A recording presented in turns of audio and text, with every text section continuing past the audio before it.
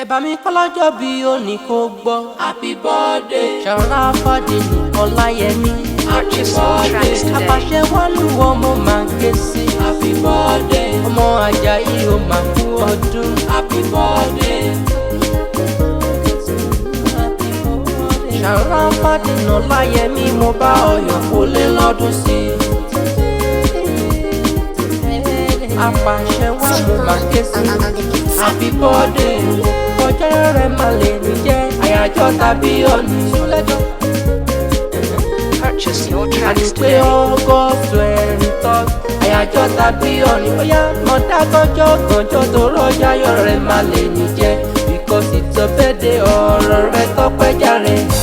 Ó wà láyé ó tún wà láyé ara. Apase wọn ọmọ Àjàyí ọ̀rọ̀ rẹ̀ tọ́pẹ́ jàre.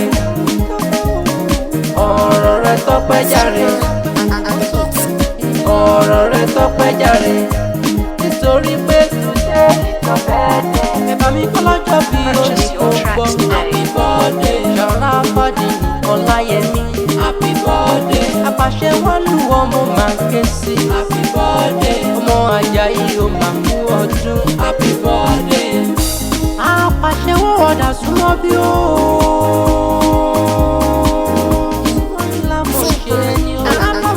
Lọ́kọ̀ọ̀kan òtò lọ́jọ́ bí rẹ̀ kọ̀ọ̀kan lè dùjọ lórí rẹ̀.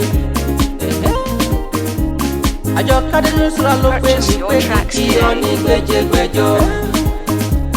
Àjọ Kádọ̀mọ Àjàyí ó ní bí bọ́dà sílé lọ́dún sí. Lọ́lọ́ lọ́dún márùn dájọ́ wà ní fọ́dún eléyìí ṣàṣemọ́. Àjọ ṣẹ́dúà. Ṣàrà fàdé ní Ọláyẹmí ìwọ máa ní bọ́jọ́ lọ́jọ́ lọ. Bóyá máa gbọ́ ṣe ń bá ọdẹ l'Awori Ota nílé bàbá tó bí ọlọ́mọ. Awori Ota Ṣàràbá wọn ní Awori kí ti gbé wọn pé mo fèrè. Ọmọ Awori àtẹ̀sọ́mọ lọ́kọ́ nílùú Ṣẹ̀rí. Wájú lọ́lọ́kọ̀ ti sanwó ẹ̀fún lọ́lọ́kọ̀ ti ṣèjì gbalẹ̀kẹ̀ ẹ̀yìn mi. Lẹ́yìn ló gédégédé ọlọ́kọ́ títọ́ yẹ bẹ́ lórí omi. Ọmọ ká fọ́ pa wá, ọmọ ká fa jẹ wá. Purchase your tracks today. Ọmọ ká sọ pa lù ká tún sáàjẹ̀ ká wá mọ́ gédégédé ọwọ́ wa kọ́ dé lù ú Ṣẹ̀rí. Ọmọ onídìgbò mẹ́kùn ló ké sí ọmọ ìgbà o.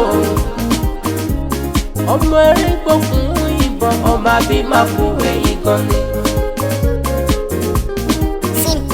Ọmọ ààrẹ gbọ́sọ̀ lọ fi ọmọ òkúrọ̀ òun bí. Ìtúlẹ̀ ẹ bá mi kọ́lọ́jọ́ bí òní kò gbọ́. Happy birthday. Ṣàrà fàdé ní Ọláyẹmí. Happy birthday. Apase wálù ọmọ máa ń ké sí. Happy birthday. Ọmọ Àjàyí ó máa kú ọdún. Happy birthday.